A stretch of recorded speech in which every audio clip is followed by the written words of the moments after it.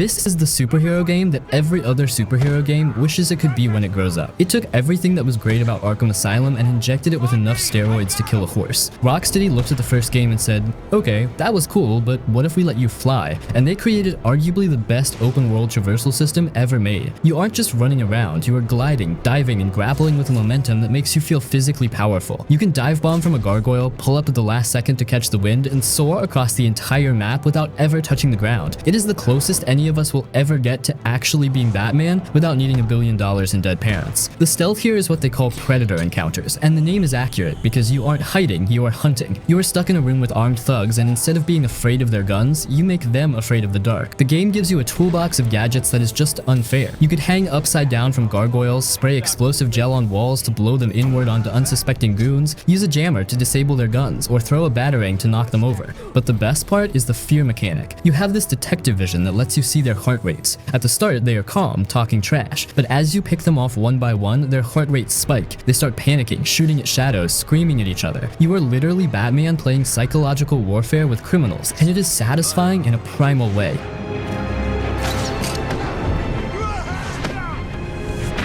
The combat is the free flow system, and it is still the gold standard for beat-em-ups. It isn't just button mashing, it is rhythm. You are bouncing between enemies like a pinball of justice, breaking arms and legs with a crunch that you can feel in your teeth. When you get a high combo going and you are countering 3 guys at once while throwing batarangs in the middle of a backflip, you enter a flow state that is pure gaming nirvana. It makes you feel like a martial arts god, and the sheer amount of content in this prison city is ridiculous. You have the main story, which is fantastic and has the best Joker performance ever by Mark Hamill, and then you have a million side quests involving almost every villain in Batman's rogue gallery. The Riddler trophies are back, and while there are way too many of them, like seriously, who has the time to hide 400 trophies? Solving the puzzles actually makes you feel smart. You have to use every single gadget you have in creative ways. You need to use the remote-controlled batarang to hit switches, the line launcher to create tightropes, and the cryptographic sequencer to hack terminals. It forces you to master your equipment. The boss fights are also a huge step up. The Mr. Freeze fight is legendary. You cannot use the same move on him twice. If you do a silent takedown, he freezes the gargoyles. If you attack through a grate, he freezes the floor. It forces you to adapt and use every stealth trick in the book. It is brilliant game design that tests your knowledge of the mechanics rather than your ability to spam a button.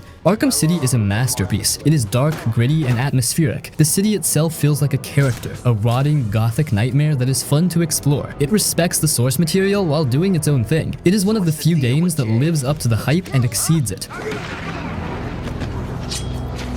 I'm sure it came from over there.